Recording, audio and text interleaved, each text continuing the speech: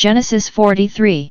When they finished eating the grain they had brought from Egypt, Israel said to his sons, "Go back and buy us a little more food."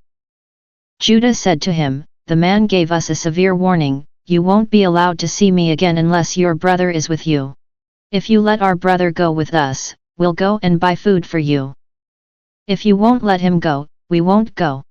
The man said to us, "You won't be allowed to see me again unless your brother is with you."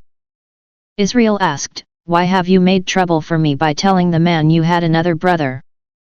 They answered, "The man kept asking about us and our family. Is your father still alive?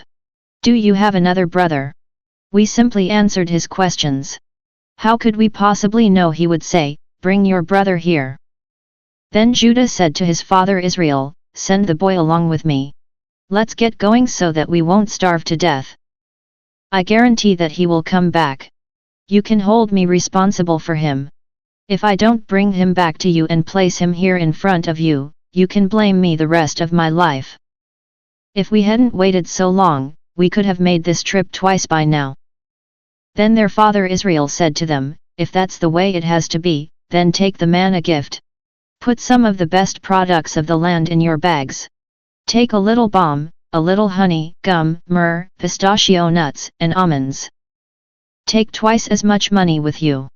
You must return the money that was put back in your sacks. Maybe it was a mistake. May God Almighty make him merciful to you so that he will send your other brother and Benjamin with you. If I lose my children, I lose my children." The men took the gifts, twice as much money, and Benjamin. They went to Egypt, where they presented themselves to Joseph. When Joseph saw Benjamin with them, he said to the man in charge of his house, "Take these men to my house. Butcher an animal, and prepare a meal, because they are going to eat with me at noon." So the man did as Joseph said and took them to Joseph's house. The men were frightened, because they had been brought to Joseph's house. They thought, "We've been brought here because of the money that was put back into our sacks the first time. They're going to attack us, overpower us, take our donkeys, and make us slaves." So they came to the man in charge of Joseph's house and spoke to him at the door. "Please, sir," they said, "we came here to buy food once before.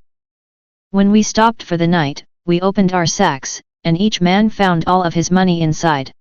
So we brought it back with us. We also brought more money to buy food. We have no idea who put our money back in our sacks." "It's all right," he said. "Don't be afraid. Your God, the God of your father, must have given you treasure in your sacks. I received your money." Then he brought Simeon out to them.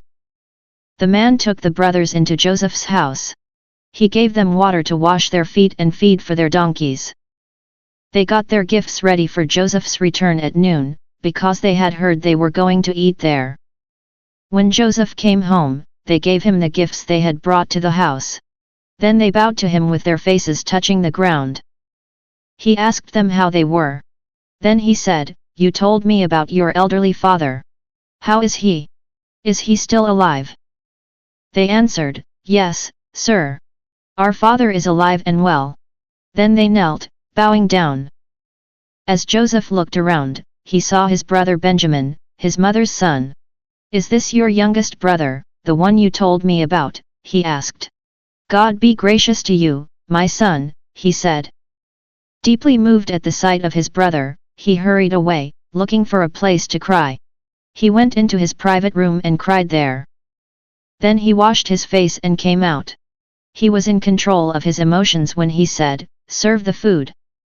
He was served separately from his brothers. The Egyptians who were there with him were also served separately, because they found it offensive to eat with Hebrews.